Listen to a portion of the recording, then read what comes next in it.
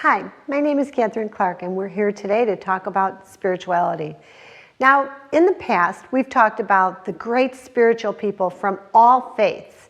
They're not always leaders, by the way, at least in many of our faith traditions. The true spiritual greats could be the quiet contemplatives, the monks, professed religious, who devote a considerable portion of their lives to prayer.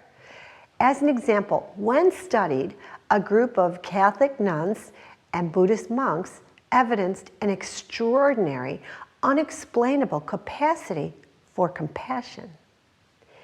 They were also physically healthy.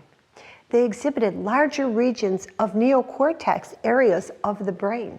Literally, physical real estate or space in their brain was different than that of people who did not devote a great deal of time to meditation and contemplative practices and quiet prayer.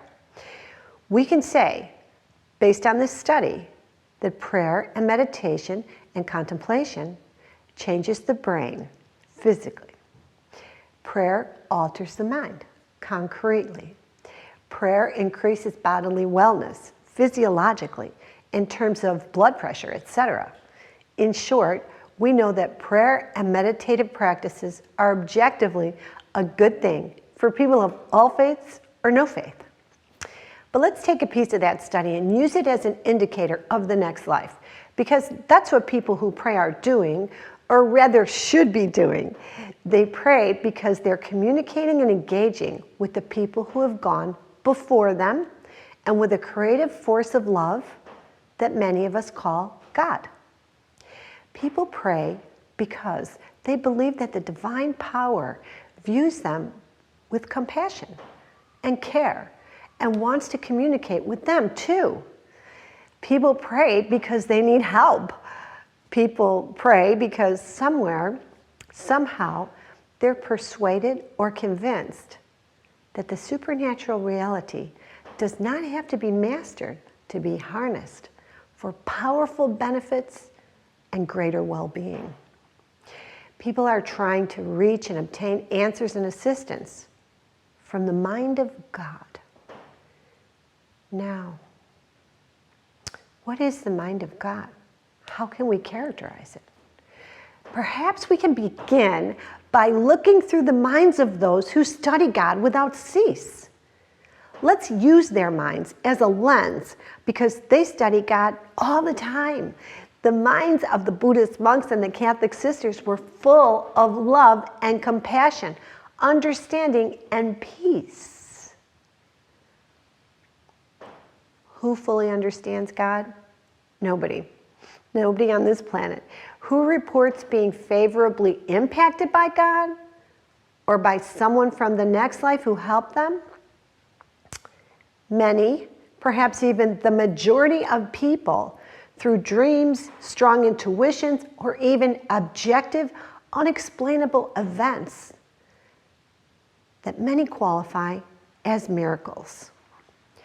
Our spirits continue to interact with the unseen, the invisible reality all around us. Yes, truly, our souls are actually alive and well, despite the struggles we face with the religions into which we have been born. As a Catholic, I grew up with the reality of heaven. You could say I was enculturated into an awareness of the supernatural all around us. In short, we believed.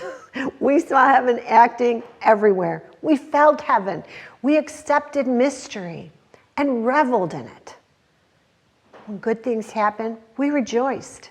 When tragedies occurred, we faced heaven and overcame crushing grief, bitterness, disappointment in life, and at times anger, by believing that God too suffered in the crucifixion and death of Christ.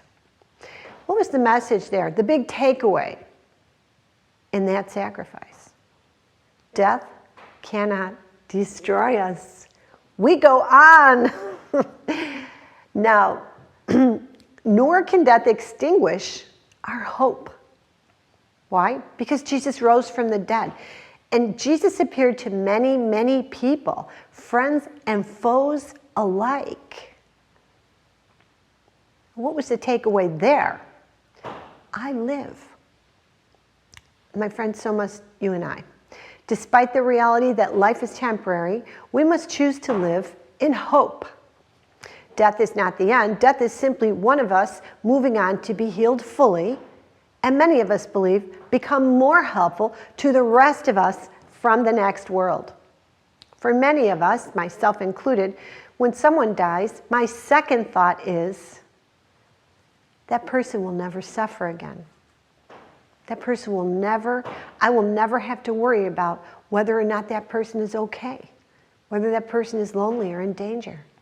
Never again will I worry that this person does not understand himself or herself, because just like the nuns and Buddhist monks, I know that the people who have gone before me now possess the fullest picture in heaven. Now they finally get me, never mind themselves. Remember the truth about the real spiritual ninjas. They never judge anyone. They understand that absolutely everyone has reasons for mistakes, crimes, addictions to pornography, gambling, drugs, alcohol, shopping, negative thinking. In short, patterns of behavior that can prompt humanly hurtful actions. I said that was my second thought when someone I love dies, that they would be okay, I wouldn't have to worry about them anymore. My first thought is usually, I'm really going to miss this person until we meet again. But yes, I believe that the super developed neocortexes of those Catholic nuns and Buddhist priests most accurately reflect the mind of God. I believe this. I believe God is all compassion and that He understands us. Further, despite any mistakes we've made, I believe we're safe with God and we will be safe with God. I believe this with my whole heart, soul, and being. And so should you.